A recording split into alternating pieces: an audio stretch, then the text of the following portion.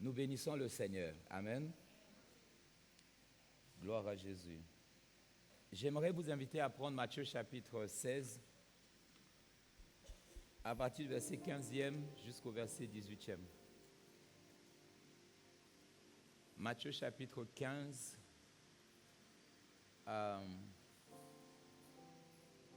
Matthieu chapitre 16, 15 à 18.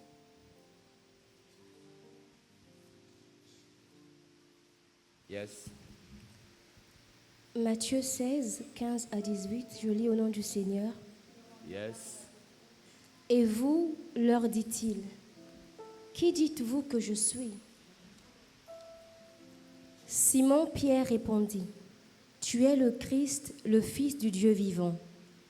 Jésus reprenant la parole lui dit, tu es heureux, Simon, fils de Jonas, car ce ne sont pas la chair et le sang qui t'ont révélé cela, mais c'est mon Père qui est dans les cieux.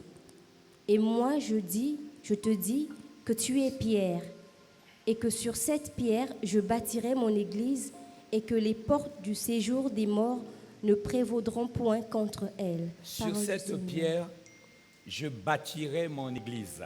Amen. Amen. Sur cette pierre, je bâtirai mon église. Seigneur, c'est ta parole. Quoique ma voix, Seigneur, parle-nous encore, aide-nous ce matin à comprendre ces choses. Par le Saint-Esprit, dans le puissant nom de Jésus. Amen. Acclamons Jésus.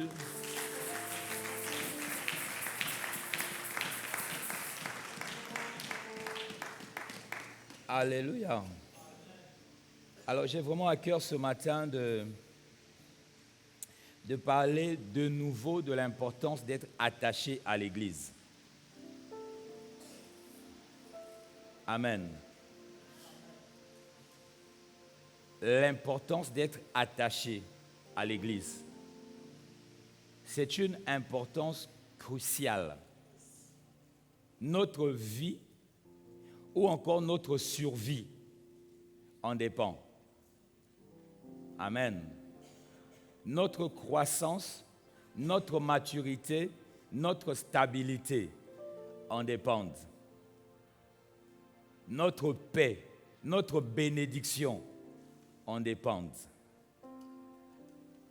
Notre puissance, notre autorité en dépendent.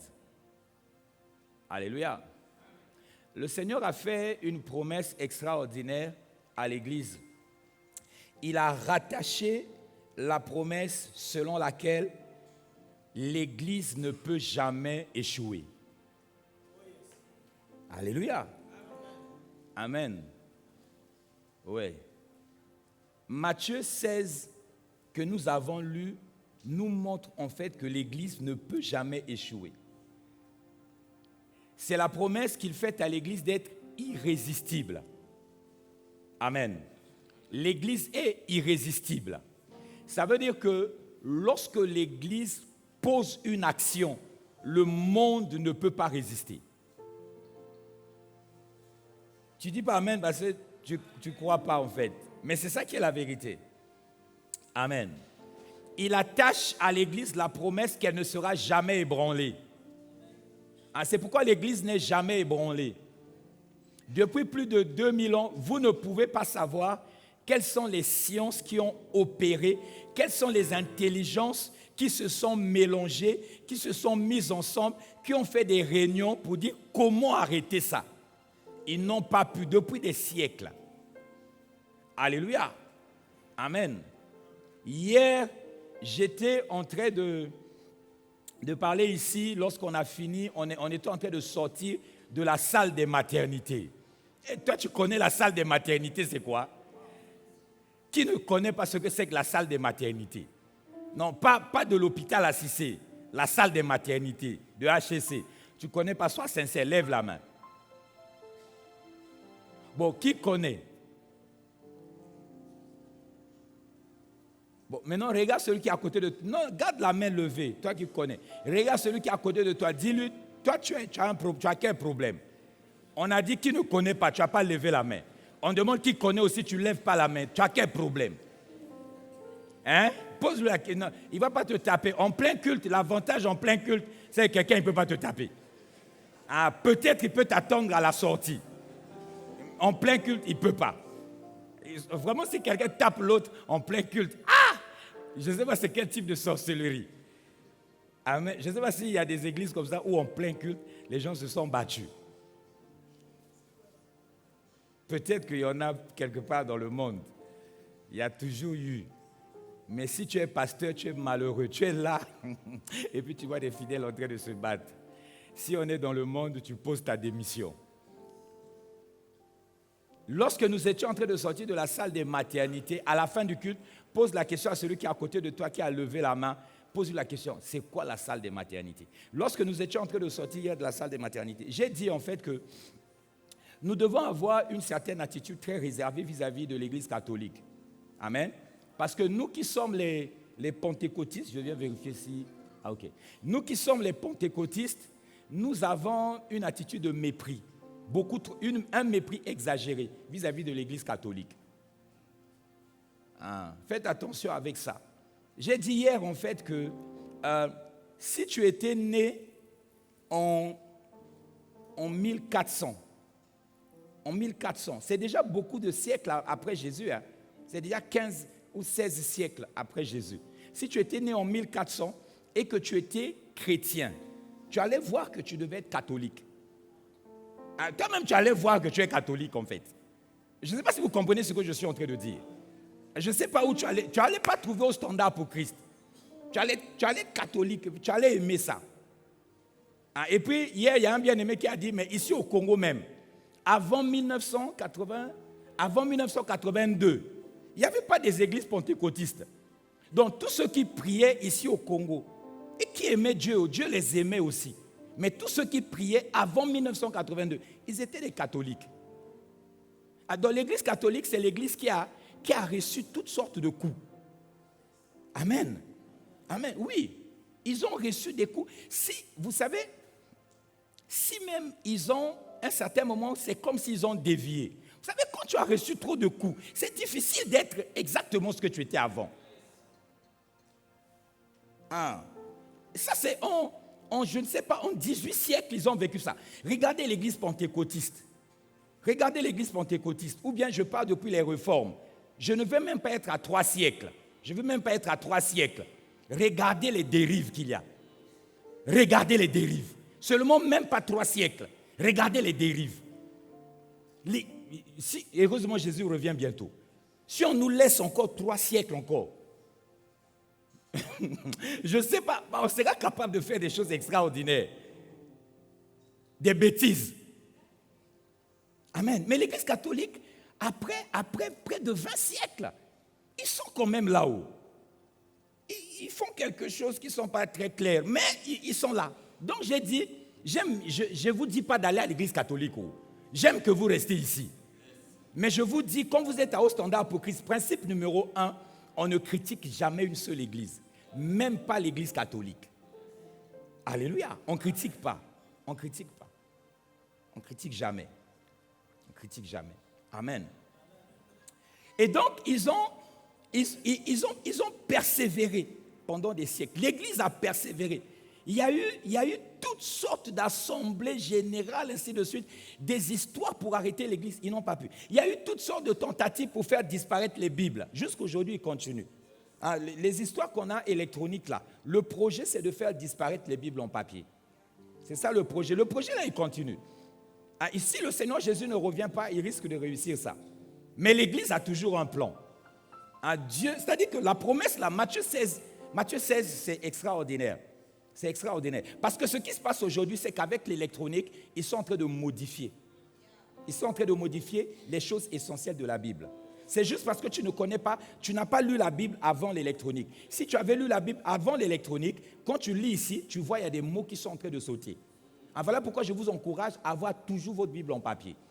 Lorsque tu fais des mises à jour, tu fais une mise à jour, et puis tu vois ta version de Bible là, elle est devenue jolie. C'est-à-dire quand tu as fait la mise à jour, et puis tu te dis, cette mise à jour là, ça prend en compte ceci, et puis toi-même tu vois, c'est devenu joli. Mais ce que tu ne sais pas, c'est que dedans, il y a des choses qu'ils ont modifiées. Si on leur laisse 2 siècles, Je ne sais pas si ça sera encore la Bible. Alléluia. Mais même quand ils vont faire ça, il y a la promesse sur l'Église que l'Église ne sera jamais vaincue. Ah, c'est pourquoi on est là et on sera encore là. Dites Amen.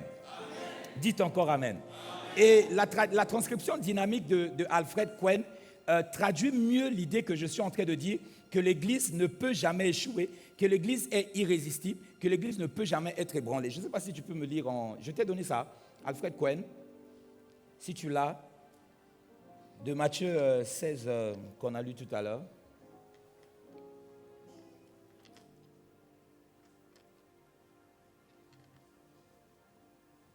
Non? Ok. Ouais, lis ce qui est à l'écran. Allez-y. Et vous, leur dit-il, qui dites-vous que je suis? Non. Ça, c'est pas... Ok, je vais lire moi-même. À mon tour, je te déclare, tu es Pierre. Amen. Et sur cette roche, j'édifierai mon église. Écoutez, il dit ceci. Devant laquelle ni le pouvoir de la mort, ni les puissances infernales ne résisteront. Aucun ennemi ne pourra la détruire. Amen. Donc vous voyez que quand l'Église porte une action, il dit ni le pouvoir de la mort, ni les puissances infernales ne résisteront. Donc quand l'Église porte une action, amen, le monde ne peut pas résister. Mais dans la défensive aussi, il dit aucun ennemi ne pourra la détruire.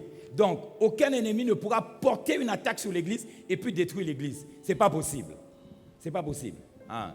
Donc, je ne sais pas pour toi, si tu as dans ta famille ou bien dans ton entreprise ou dans ton quartier, quelqu'un à qui on a dit, quand il porte un coup, personne ne peut résister. Vous avez un grand du quartier comme ça. Quand il porte un coup, personne ne peut résister. C'est-à-dire qu'on lui frappe, personne ne peut résister. Et puis on dit aussi, quelle que soit l'attaque qu'on porte contre lui, il ne peut jamais être vaincu. Maintenant, s'il y a deux grands dans le quartier, toi tu vas choisir lequel? Il y a deux grands, on te dit, attache-toi à un grand. Il y a ce grand-là et puis il y a un autre. Toi tu choisis qui? Vous avez trop prié hier, vous n'arrivez plus à parler. Vous voulez que je vous explique ma vie depuis qu'on est sorti d'ici hier? Non, vous ne voulez certainement pas. Amen. Le gars, on dit, s'il frappe, personne ne peut résister. Et si on le frappe, ça ne lui fait rien. Moi, un grand comme ça, je m'attache à lui. Moi, je marche avec lui, je marche là, je provoque même les gens dans le quartier. Si c'est moi, je veux provoquer les gens n'importe comment dans le quartier, parce que je sais que mon grand est là. Le Jack Lionel, il ne nous avait pas expliqué ici un jour comment son grand frère était venu à son secours. Il y a un type à l'école qui est en train de le menacer. Et puis tu as fait quoi? Quand ton grand est venu, tu as fait quoi? Hein? Et l'Église, le Seigneur dit, personne ne peut résister à l'Église si l'Église pose un acte, et personne ne peut détruire l'Église. Amen. Donc normalement, quand c'est comme ça, tu choisis d'être dans l'Église. Parce que c'est comme un bateau. Amen. Quand tu es à l'intérieur, les coups externes ne peuvent pas te toucher. Même si ça te touche, ça ne peut pas te détruire. C'est ça que ça veut dire. Même si ça te touche, ça ne peut pas te détruire. Alléluia. Maintenant, quand vous portez un coup, c'est grave. C'est grave. Donc, je ne sais pas pourquoi les gens arrivent, après avoir lu Matthieu chapitre 16, 15 à 18 qu'on a lu, ils arrivent à hésiter de s'attacher à l'Église. La promesse, elle est trop puissante. Il a dit, je bâtirai mon Église. Les portes du séjour des morts ne prévaudront point contre elle. Alfred Cohen dit, l'Église devant laquelle ni le pouvoir de la mort, ni les puissances infernales ne résisteront. Amen. Aucun ennemi ne pourra la détruire. Lorsque tu es dans l'Église, tu es attaché à l'Église. Lorsque tu vas à la veillée mortuaire, on te dit, voilà le grand sorcier de la famille. Tu dis, oh, c'est mon ami, oh. Hein, tout le monde a peur de lui. Il est seul en train de mâcher la cola. Toi, tu peux aller, tu lui fais un check comme ça. Oh, mon gars, comment? Ah, ça va. Oui. Le pasteur Stevie, ils étaient éprouvés dernièrement.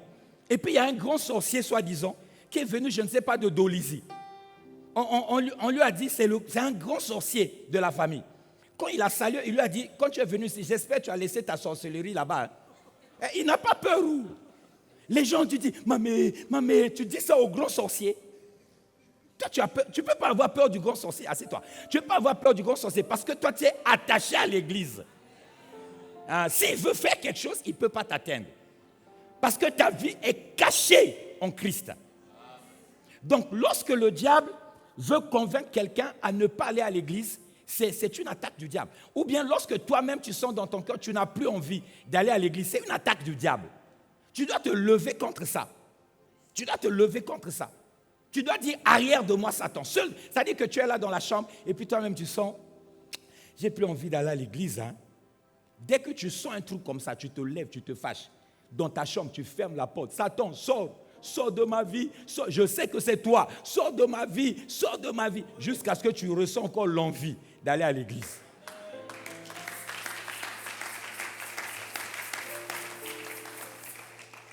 Alléluia. Lorsqu'on parle d'église, il y a au moins 3 courants de pensée dont je vais vous parler. Le premier courant de pensée, ce sont les gens qui pensent ou qui prétendent que l'église, en tant que lieu physique, n'est pas nécessaire. Je ne sais pas si vous avez déjà vu des gens comme ça. Il y en a beaucoup dans vos familles. Hein, ils pensent que comme on se retrouve comme ça, ce n'est vraiment pas nécessaire. Selon ces personnes-là, l'important c'est de reconnaître que Dieu existe et puis d'essayer de vivre selon ses commandements. Amen. Hein, ils vont te dire, moi je ne vais pas à l'église, mais moi je fais du mal à personne, moi je ne vole pas, moi je ne prends pas la femme d'autrui, Pour lui, il croit que ça suffit. C'est pourquoi le jour que le sorcier veut le manger, il le mange vite comme des croquettes. Il mange, il mâche et ça croque. Alléluia. Amen. Numéro 2, le deuxième courant, c'est ceux qui prétendent que les églises comme les nôtres, comme ça, dans la taille, par rapport à la taille. Amen. Les églises comme ça qui rassemblent 100 personnes, 200 personnes, 500 personnes, 1000 personnes, 2000 ou plus, ils pensent que ce n'est pas biblique. Ils pensent que ce n'est pas le modèle biblique. Parce que dans la Bible, pour eux, les églises, c'est dans les maisons des gens. Donc, c'est des petites églises. Voilà pourquoi il y a des systèmes chrétiens où ils ne parlent pas d'église, ils parlent de maisonnées. Ils se retrouvent dans les maisonnées. Ils n'ont pas de lieu comme ça où ils prient. Mais je ne vais pas citer le nom des gens du courant de doctrine en question. Mais ils parlent de maisonnées. Ils vont à la maisonnée. Parce que pour eux, les églises doivent être dans les maisons. Ils disent qu'il vous a dit de bâtir les temples comme ça. Amen. Et puis le troisième courant de pensée, c'est nous. C'est ceux qui pensent ou bien qui reconnaissent les 2 dimensions en même temps. Amen. Qui reconnaissent premièrement que l'église à fréquenter physiquement est biblique. Et deuxièmement, le temple en tant que tel, aussi grand, l'assemblée aussi grande qu'elle peut être, est aussi biblique. Alléluia. Amen. Amen. Psaume chapitre 35, Psaume 35, le verset 18e, David dit quelque chose d'extraordinaire. Il faut m'aider, hein. Il faut vraiment m'aider parce que j'ai ma voix qui est complètement cassée. Chaque fois que tu lis, je rattrape un peu ma voix. J'étais dans la salle de maternité. J'ai beaucoup crié. Alléluia. Psaume 35, yes, vas-y. 18. Je te louerai dans la grande assemblée. Je te louerai où? Dans la grande assemblée. Ensuite, je te célébrerai au milieu d'un peuple nombreux. C'est vrai que c'est l'Ancien Testament, c'est l'Ancienne Alliance, mais vous savez, David était un prophète. Amen. Et cette Ancienne Alliance est l'ombre des choses à venir. Donc David, en tant que prophète, il est en train de voir quelque chose, un modèle d'église, un type d'église de méga church en fait. Amen. Donc il est en train de dire, Seigneur, je te louerai dans la grande assemblée. Je te célébrerai au milieu d'un peuple nombreux. Et on ne peut pas être une grande assemblée, on ne peut pas être un peuple nombreux dans une petite maison. Alléluia. Le pasteur Kelly m'a dit, il avait un collègue comme ça, qu'il attaquait avec ça. Qu'il attaquait pour lui dire, est-ce que vraiment c'est biblique? Est-ce que vraiment c'est biblique que vous allez dans les grandes églises, là, vous bâtissiez les temples? C'est un piège du diable. Vous savez pourquoi l'Église catholique a résisté jusqu'à aujourd'hui? Et vous savez pourquoi l'Église catholique va exister jusqu'à ce que le Seigneur Jésus revienne? Vous savez pourquoi? Pourquoi? C'est à cause des structures. Amen. C'est à cause des bâtiments qu'ils ont bâtis, à cause des cathédrales. L'Église va exister jusqu'à ce que le Seigneur Jésus revienne. Même si les cathédrales en question se vident, ça va être là. La structure est là. La structure est là.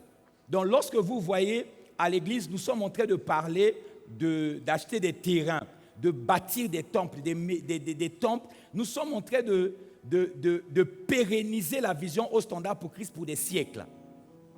Pour des siècles. Parce que ça veut dire que nous ne sommes pas en train de penser à nous. Vous comprenez ce que je suis en train de dire?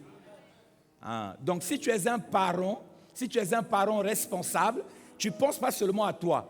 La Bible dit que si tu es un parent responsable, tu dois laisser un héritage même à tes petits-enfants. Un père responsable, il laisse un héritage pas seulement à ses enfants, mais même aux enfants de ses enfants. Vous comprenez? C'est ce que la Bible dit.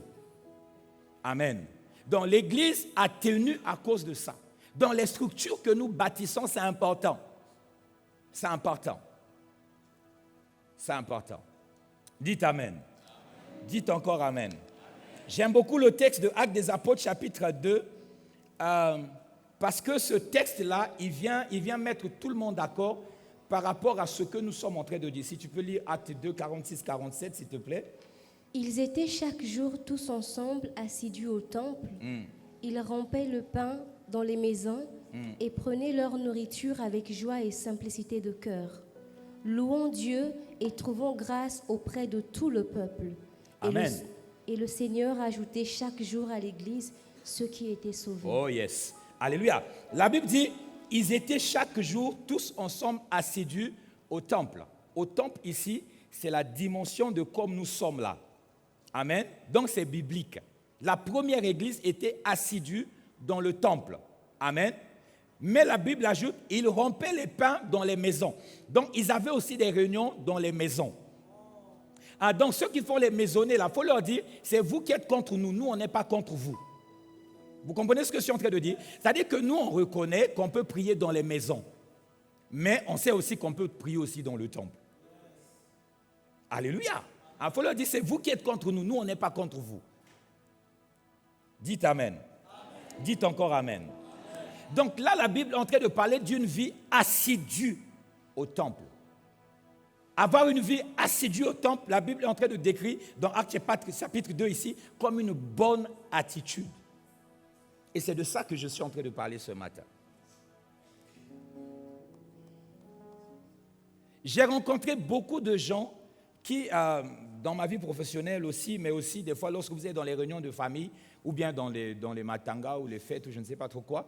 Et puis tu as toujours des gens, des grandes personnes qui vont te dire, neveu ou je ne sais pas quoi, on a appris que tu es pasteur et tout. Mais est-ce que vraiment, vous priez dans les églises, nous on prie à la maison. Donc vous croyez que Dieu n'écoute que vous?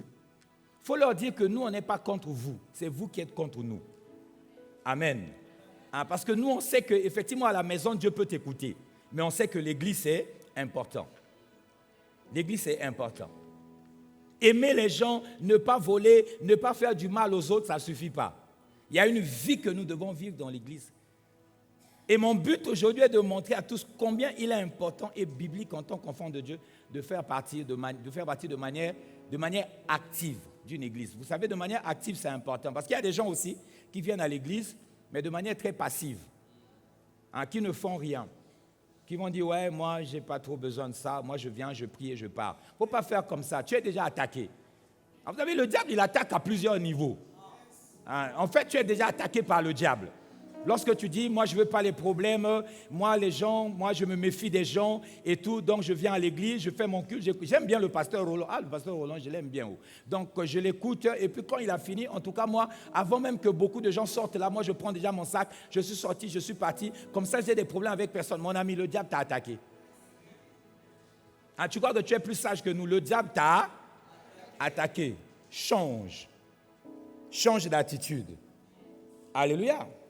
J'aimerais partager avec vous quelques raisons que les gens évoquent souvent pour ne pas venir à l'église.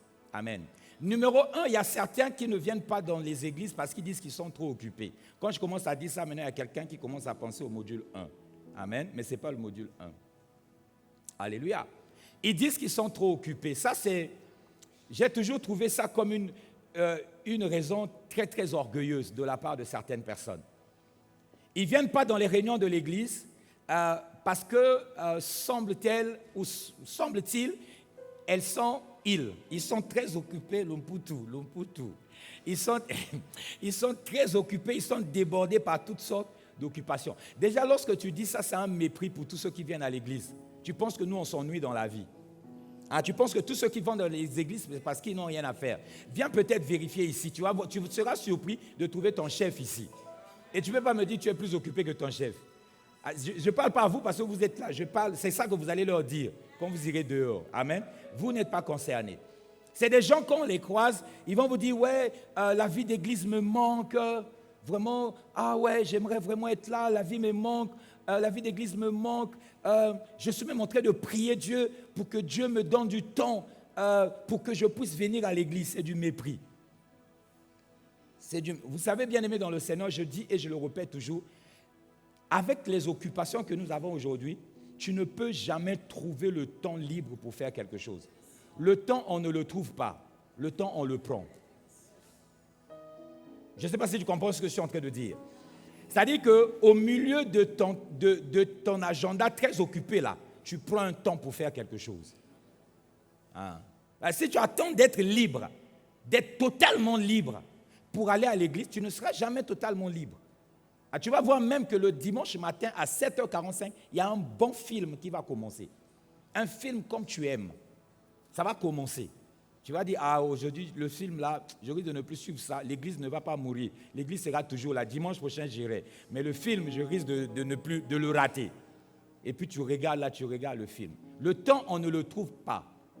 Le temps, on le prend. Amen. Même vous qui voulez visiter des gens qui vous sont chers, vous voulez visiter des parents, et vous dites, ouais, je cherche du temps pour visiter mon père, je cherche du temps pour visiter ma mère. Tu es un bandit. Tu ne vas pas trouver du temps. Il faut prendre le temps. Il faut prendre le temps. Il faut décider. Il faut décider de ne pas faire quelque chose et aller visiter tes parents. Dis Amen. Dis encore Amen. Donc, pour nous tous là qui sommes là pour venir ici, on a décidé de ne pas faire quelque chose. Il y a quelque chose qu'on a décidé de ne pas faire. Moi, j'aurais aimé tous les dimanches matin faire du sport. Ouais. Alléluia. Dites Amen. Dites encore Amen. Voilà. Donc, je disais, numéro 1, ceux qui prétendent être trop occupés.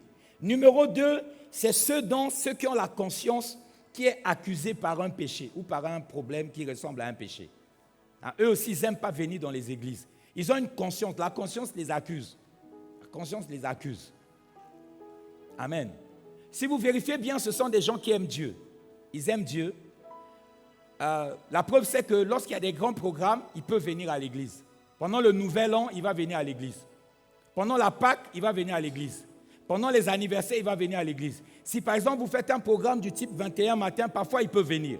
Parfois il peut venir et puis il disparaît. Après, il ne vient plus. Alléluia.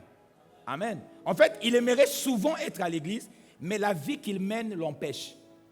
Parce que s'il vient trop à l'église, le pasteur Roland, un moment, ou bien un pasteur qui va prêcher ici, va dire son péché.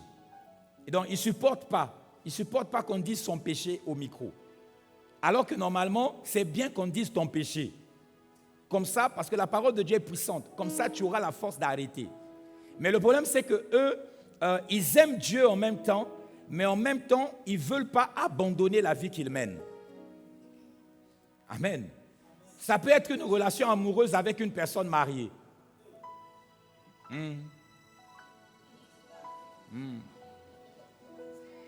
Tu vois, même s'il y a quelqu'un qui est comme ça dans cette salle maintenant, il va se dire, pasteur Roland, si tu insistes trop sur ce point-là, tu vas voir moi-même dimanche prochain, je ne reviens pas. Ils n'aiment pas trop ça.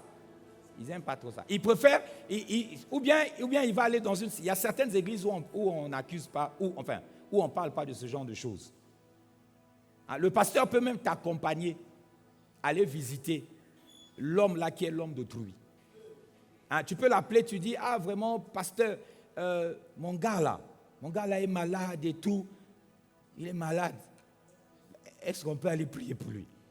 Et puis le pasteur dit, ah, mais si sa femme est là. Non, sa femme a voyagé, on peut aller. Et puis le pasteur, oui, je vous dis. Le pasteur, il dit à Dieu, non, pasteur, Dieu, tu sais que toi, tu ne juges personne et tout.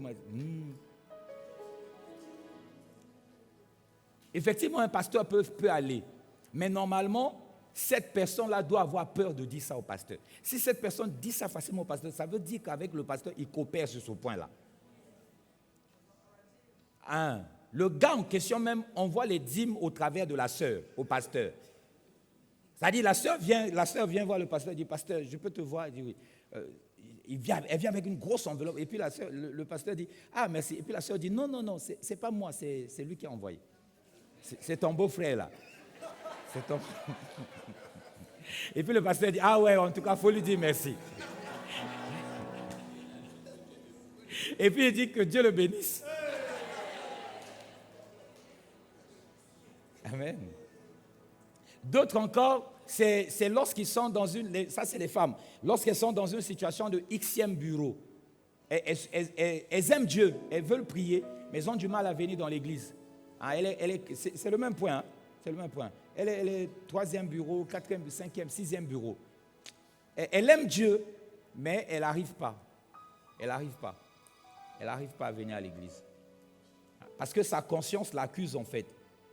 Mais nous, on ne t'accuse pas. D'autres encore parce qu'ils sont polygames. Il est polygame. Il a 2 femmes. Amen. Il a 2 femmes. Et donc, il se dit, maintenant il a rencontré le Seigneur et puis il se dit, qu'est-ce qu'il faut faire? Moi, j'ai été attaqué un jour, bon, je ne sais pas s'ils m'ont vraiment attaqué ça. J'ai dit, tous les polygames qui ont rencontré Jésus là, venez à HCC. Viens même avec tes 2 femmes, même si tu as 3 femmes, tu es trilygame.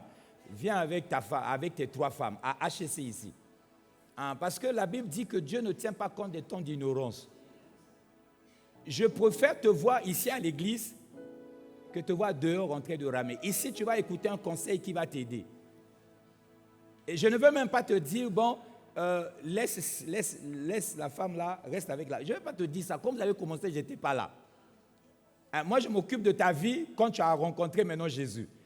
Maintenant, je sais qu'au fur et à mesure que tu viendras à l'église, le Seigneur va faire quelque chose. Ou bien il va t'aider à faire quelque chose, ou bien il va faire quelque chose. Quand je dis ça, comme je suis en ligne, vous allez voir, je vais être critiqué. Mais est-ce que moi, être critiqué, c'est un problème? Ce n'est pas un problème. Alléluia. Oui. La loi au Congo lui autorise combien de femmes? 4 femmes. Donc, ce n'est pas un bandit. Ce n'est pas un bandit. La loi au Congo lui a dit, tu peux avoir 4 femmes. Il était déjà à 3. Il était dans le projet d'avoir ces 4 pour obéir à la loi.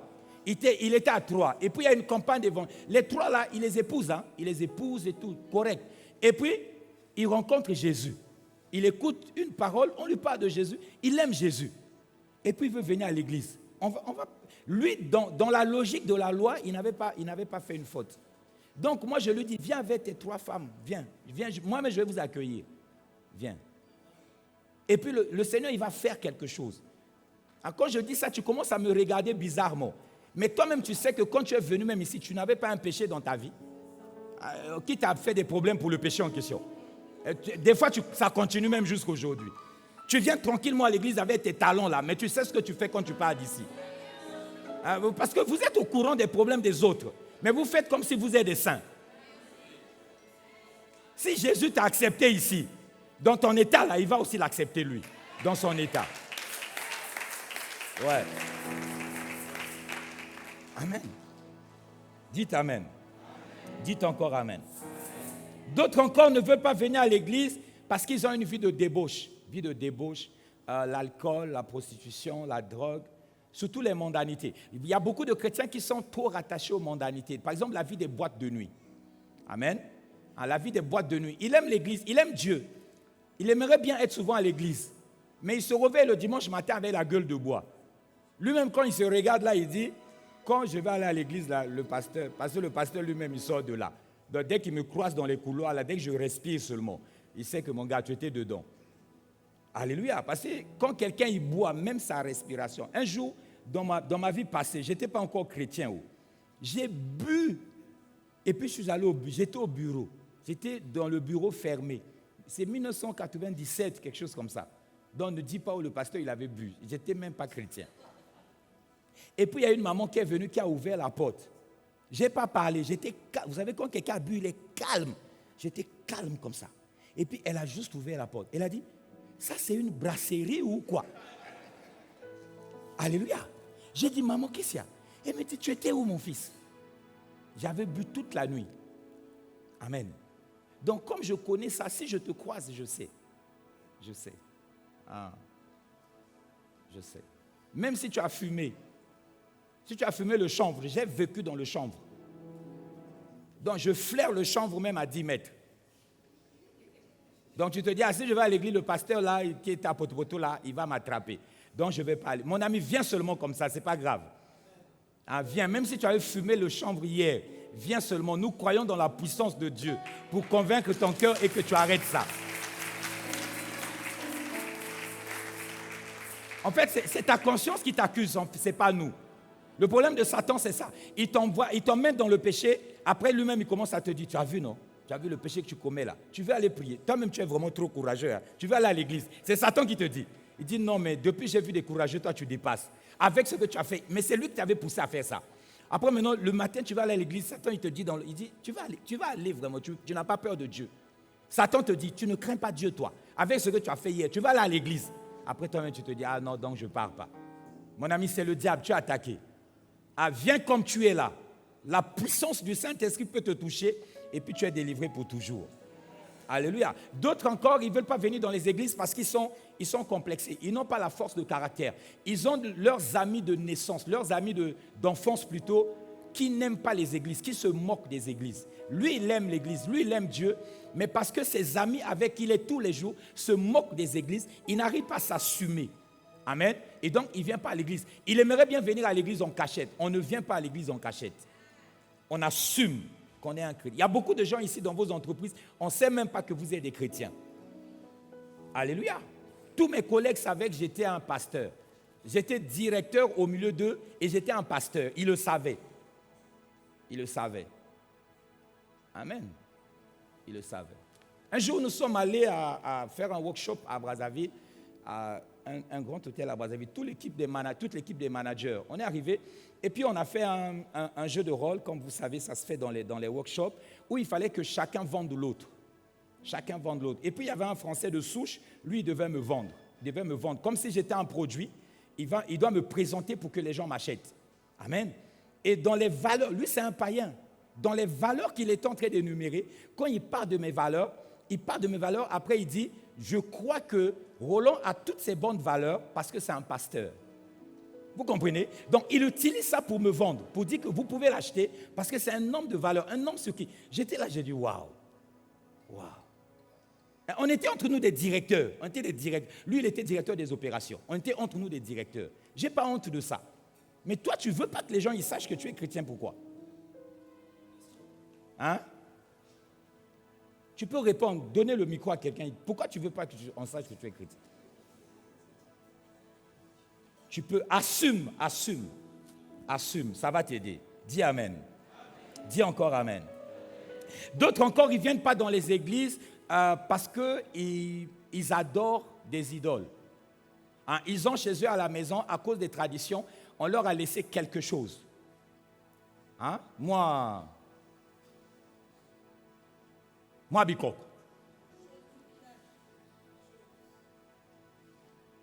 Ça est là. Amen.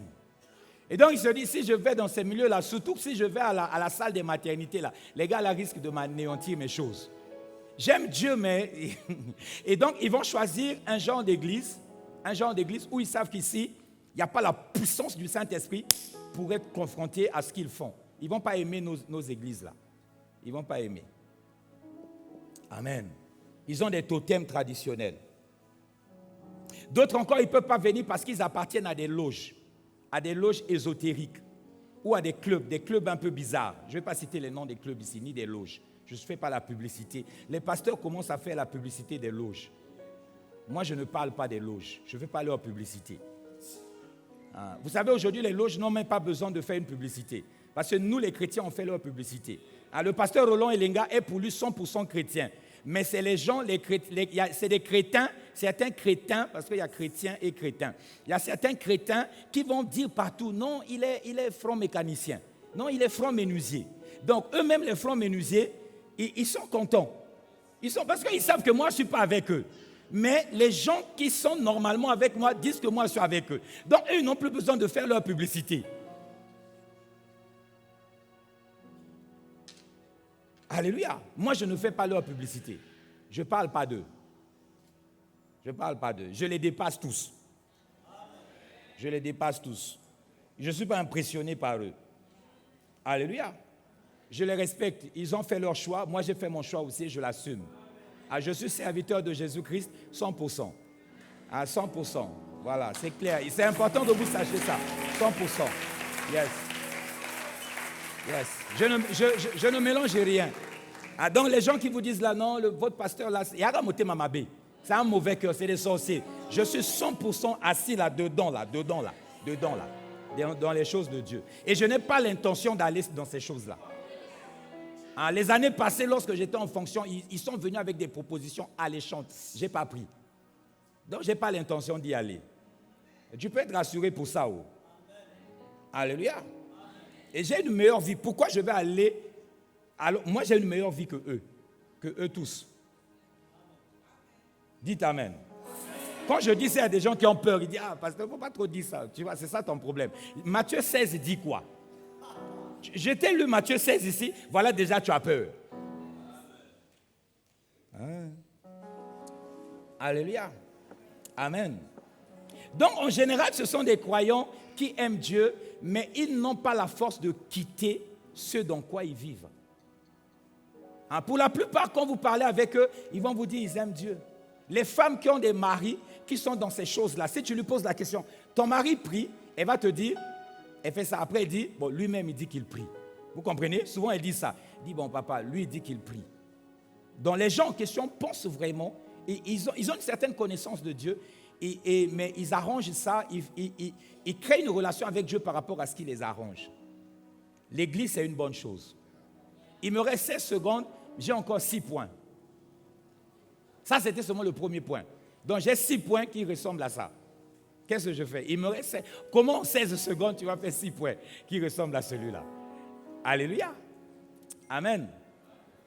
Bon, je vais prendre encore 5 minutes. Ou bien... ce qui fait mal, en fait, c'est que ces gens-là, bon, je vais rester seulement sur ce point, c'est que ces gens-là, la plupart d'entre eux, en fait, lorsqu'ils parlent de ne pas aller, au lieu de dire que moi, je ne vais pas à l'église parce que je suis 3e femme, je ne suis pas à l'aise, ou bien je ne vais pas à l'église parce que je suis dans une loge. Si je vais à l'église, j'aime Dieu, mais si je vais à l'église, mes amis de la loge ne vont pas être d'accord, ils vont m'attaquer. Amen. Ou bien, voilà, au lieu que chacun dise pourquoi il ne va pas à l'église, ils vont maintenant justifier ça. Ils vont aller chercher les erreurs de l'église. Non, moi je ne vais pas dans vos histoires-là. Ils vont s'appuyer sur un pasteur qui avait fait quelque chose. Ils vont dire dans vos histoires-là, les pasteurs-là, quand ils vous disent les pasteurs-là, il faut dire pourquoi tu dis les pasteurs-là? Est-ce que le pasteur-là que tu dis là, c'est mon pasteur? Parce que je n'ai jamais vu, je vous dis toujours, je n'ai jamais vu parce qu'il y a un DAF, directeur administratif et financier, ou peu importe, qui a détourné de l'argent dans une entreprise. Maintenant, c'est tous les DAF qui ont maintenant un problème. Dès que tu es DAF dans une entreprise, on dit, oh, vous les DAF là. Mais on ne fait pas ça. Pourquoi quand il y a un pasteur, même en Indochine, qui a violé une fille, maintenant nous tous, dans le monde entier, ça devient notre problème, pourquoi? Alors que le DAF même qui a volé ici, la société qui est juste à côté, là, collée à leur entreprise, le DAF là est tranquille. Mais il y a son voisin qui a volé. Mais celui qui est juste voisin là est tranquille. Mais ici, là, un pasteur peut voler en Centrafrique. Moi ici, je dois souffrir de ça. Pourquoi? Et vos païens là, ils vont prendre ça. Voilà encore les pasteurs là. Voilà encore les pasteurs là. Et puis c'est vous les chrétiens, vous-même, vous allez dans leur statut, vous commencez à dire des choses. Un jour, j'ai vu quelqu'un sur un statut dire n'importe quoi. J'ai appelé le pasteur Kelly. J'ai dit, ça c'est un fils qui est chez toi là-bas. Ce qu'il dit là ne ressemble pas à ceux qui sont enfants de haut standard pour Christ. Et puis un jour, je l'ai rencontré, je le lui ai dit. Et le jour en question, comme par hasard, quand il a fait cette remarque-là, la diaconesse Antonella aussi, la diaconesse Antonella l'a attaqué avec sa remarque. L'a attaqué en ligne. Pour dire, si tu es chrétien, tu ne peux pas dire ça. Alléluia. Donc, il y a des chrétiens S-T-U-P-I-D-E. Ils croient que quand ils font ça, les païens vont les aimer. On va dire, oh, toi, tu es un bon chrétien. Toi, moi, tu comprends. Tu es S-T-U-P-I-D-E. En fait, tu n'es pas ici, tu es peut-être quelque part, mais je parle de ça. Amen. Tu dois assumer ce que tu es. Ah, le linge sale se lave en famille. Donc, même s'il y a une faute d'un pasteur ou d'un chrétien, tu ne peux pas aller sur les réseaux sociaux et commenter avec les païens. C'est ça qu'ils veulent. C'est ça leur jeu. Tu crois que quand tu fais ça, ils vont t'aimer? Ils ne t'aiment pas. Alléluia. Lorsque quelqu'un dans ta famille fait quelque chose de mal, tu vas aller dire ça dans la rue. Ton frère, ton grand frère que tu aimes beaucoup, a bêté moi mbébamo quelque part. Il a fait quelque chose. Toi-même, tu gardes ça comme un secret. Mais quand c'est un frère en Christ, tu veux en parler. Pourquoi? Et puis tu vas en parler sur les réseaux sociaux. Au Bouzo Bandéni. Il ne faut pas faire ça. Parce qu'en fait, ils n'ont pas un problème contre la personne là. Ils ont un problème contre l'église. Ils veulent salir l'image de l'église. Oh, toi, tu es dans l'église. Tu es dans l'église. Dites Amen. Dites encore Amen. L'autre catégorie de personnes, ce sont des personnes qui... j'étais à numéro 1, ceux qui sont occupés. Numéro 2, ceux qui ont la conscience accusée. C'était long. Numéro 3, ce sont les blessés de guerre. Je vais m'arrêter sur les blessés de guerre. Amen. Les blessés de guerre, ce sont des personnes qui ont, dans le passé, à un moment, ils ont fréquenté les églises. Ils ont fréquenté activement une église ou un groupe religieux, mais ils ont été déçus ou choqués par quelque chose dont ils ont été victimes, ou bien quelque chose dont ils ont été témoins, ou bien quelque chose qu'eux-mêmes, ils ont été acteurs. Dans leur parcours, ils ont été blessés de guerre. Amen. C'est-à-dire que c'est une expérience qui les a marqués négativement et ils n'arrivent pas à surmonter cette expérience. Ils restent à la maison. Ils restent à la maison. Voilà pourquoi même dans les histoires là où on critique les hommes de Dieu sur les réseaux sociaux, vous allez voir, il y a toujours un soi-disant chrétien blessé de guerre qui va dire, c'est pourquoi, il va commenter, il va dire, c'est pourquoi moi j'avais décidé de ne plus aller dans ces milieux-là.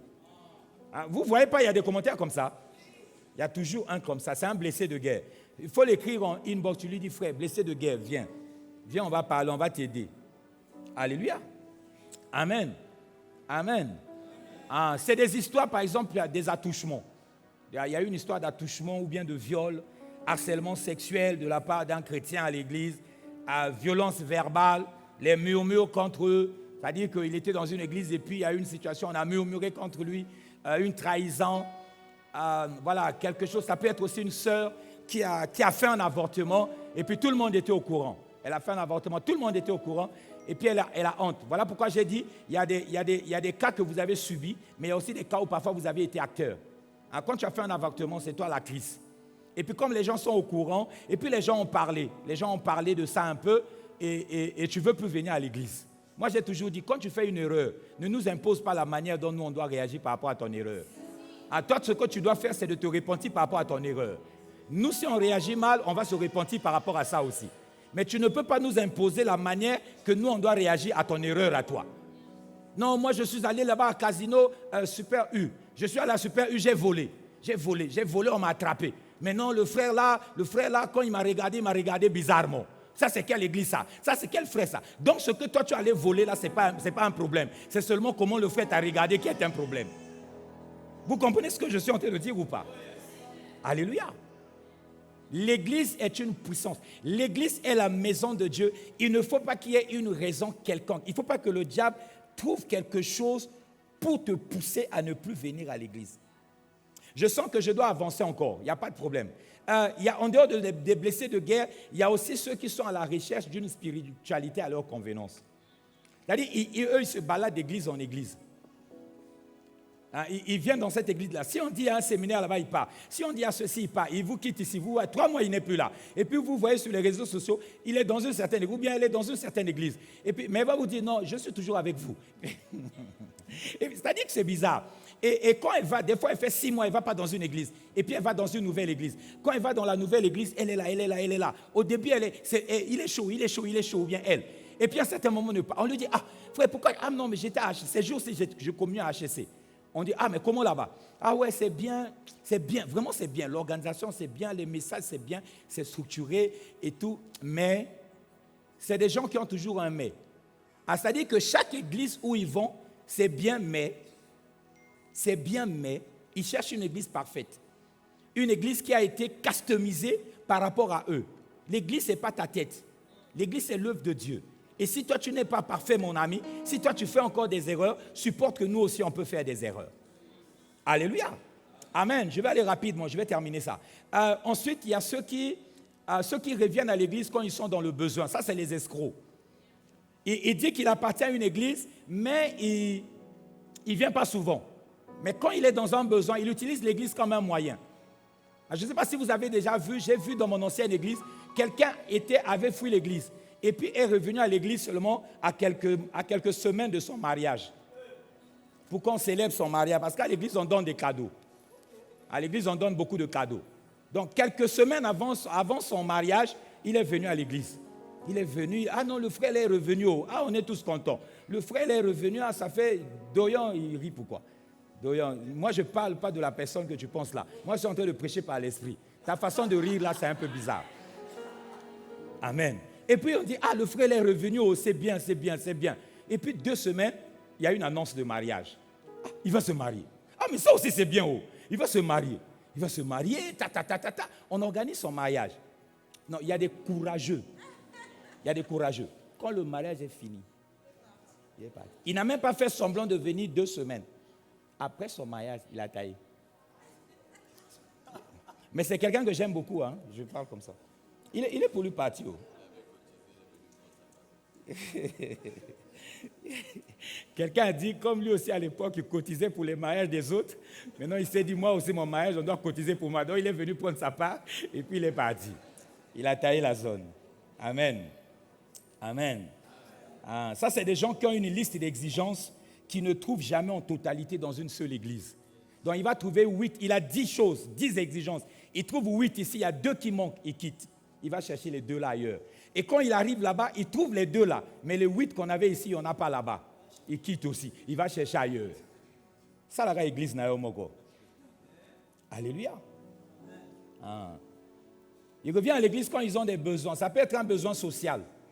Quand vous le voyez, il y a des frères, il n'y en a plus comme ça ici, mais il y a des frères à HC à l'époque, quand je suis dehors là, dès que je le vois, je sais qu'il a un problème, il va me poser un problème.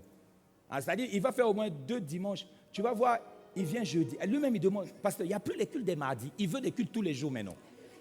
Après, il va poser un problème social. Il va demander de l'aide. Dès que vous l'avez aidé, il taille encore. Il y a d'autres qui reviennent à l'église parce que ces jours-là, dans sa maison, les chats commencent à tourner n'importe comment. Ou bien ils ont eu un décès dans la famille, et puis on a dit, après un tel, c'est un tel. Là, vous le voyez, il revient à l'église. Il utilise l'église comme un moyen.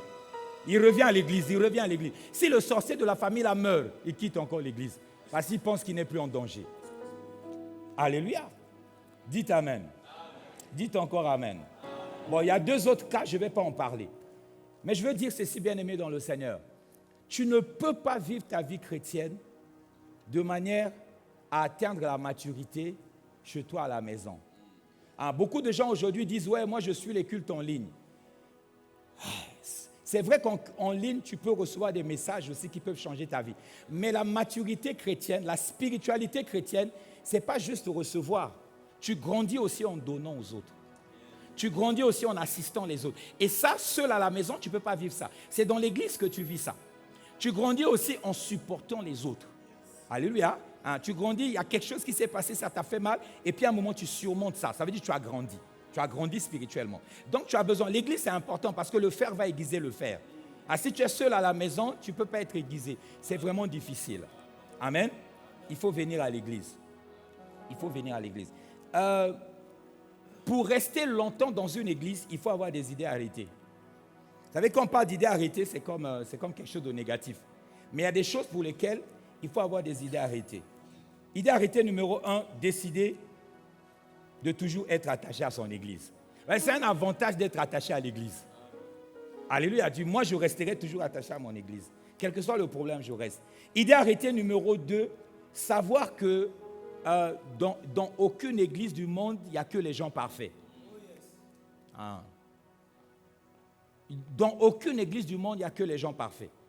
Donc tu te plains des gens, non moi ceci, on m'a parlé comme ceci, on m'a piétiné, quelqu'un a marché sur mes pieds, il n'a même pas demandé pardon. L'église là, on regarde les gens bizarrement. L'église là, on regarde les gens par... Il y a un frère là, il m'a regardé, moi je marchais et puis il m'a regardé comme ça. Tu as quel problème toi? Hein? Tu as quel problème?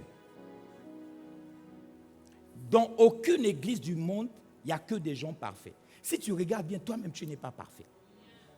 Et donc, tu ne quittes pas ton église pour ça. Parce que même dans nos familles biologiques, il y a des gens qui sont bizarres. Mais tu n'as pas quitté ta famille biologique. Dans ton entreprise, il y a des gens bizarres. Il y a des gens bizarres. Des fois, vous venez me voir pour vos collègues qui vous font souffrir. Là. Des collègues bizarres. Mais tu ne quittes pas l'entreprise. Tu es là.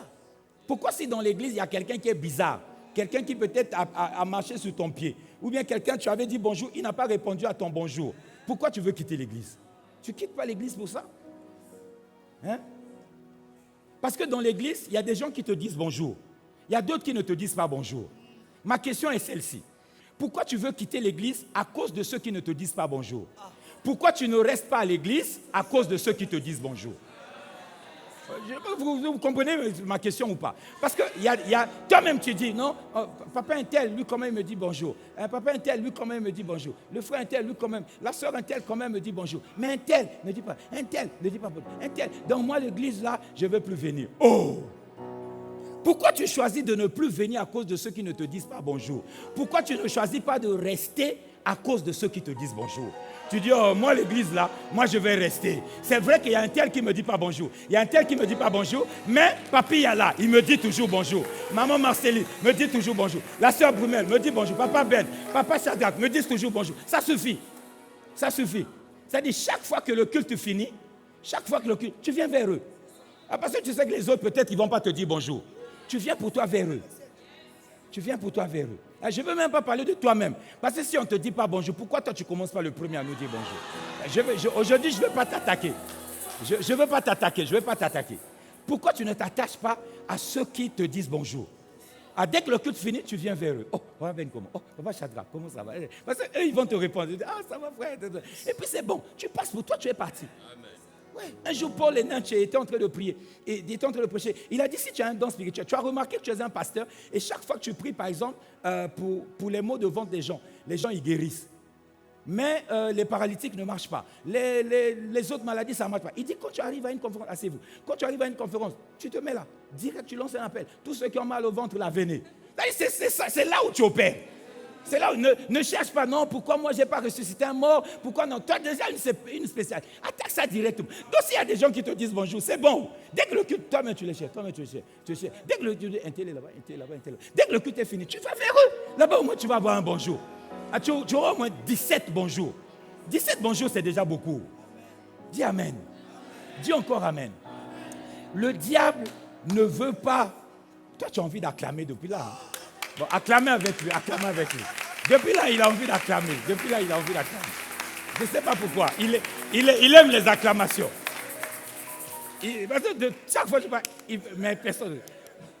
J'ai demandé qu'on t'accompagne. Alléluia. Bien-aimé dans le Seigneur, je conclus en disant ceci. Il y a une puissance de Dieu, une promesse de Dieu qui est attachée à l'Église. Vous savez, nous là, on vit toutes sortes de choses. Hein. Même vous aussi, vous vivez toutes sortes de choses. Vous ne savez pas le nombre de fois où les personnes ont voulu vous faire mal. Mais ils n'ont pas pu. Parce que vous êtes cachés en Christ. Vous ne savez pas. Parce que vous êtes cachés en Christ. Ils n'ont pas pu réaliser leur plan. C'est pourquoi nous disons, Dieu, il combat pour nous des combats invisibles. Ça veut dire que c'est des combats que tu ne sais pas. Je disais ici hier, il y a des gens parfois, tu ne connais pas, tu n'as jamais vu, mais eux, ils te connaissent. Ils te connaissent, ils font des réunions sur toi. Oh, mais on avait fait ceci, comment il rit quand même? Comment il chante quand même? Comment il est encore parti à l'église?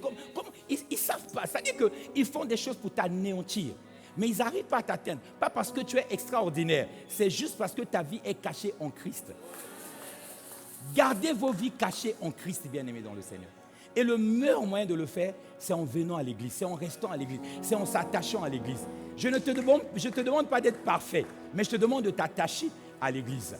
C'est pourquoi quand nous prions, nous disons au nom de Jésus. Ce n'est pas en mon nom. Ce n'est pas au nom du pasteur Roland. Le nom là est faillible. Mais le nom de Jésus est infaillible. Le nom de Jésus est infaillible. Le nom de Jésus peut nous garder. Venez les chanter. Le nom de Jésus nous donne la sécurité. Le nom de Jésus nous garantit la paix. Le nom de Jésus est puissant. Et à cause du nom de Jésus, 1000 tombent à notre côté, 10 000 à notre droite. Nous ne sommes pas atteints. Et ça, c'est pour ceux qui vivent dans la communion avec Dieu. Et ça se passe dans l'église, mon ami.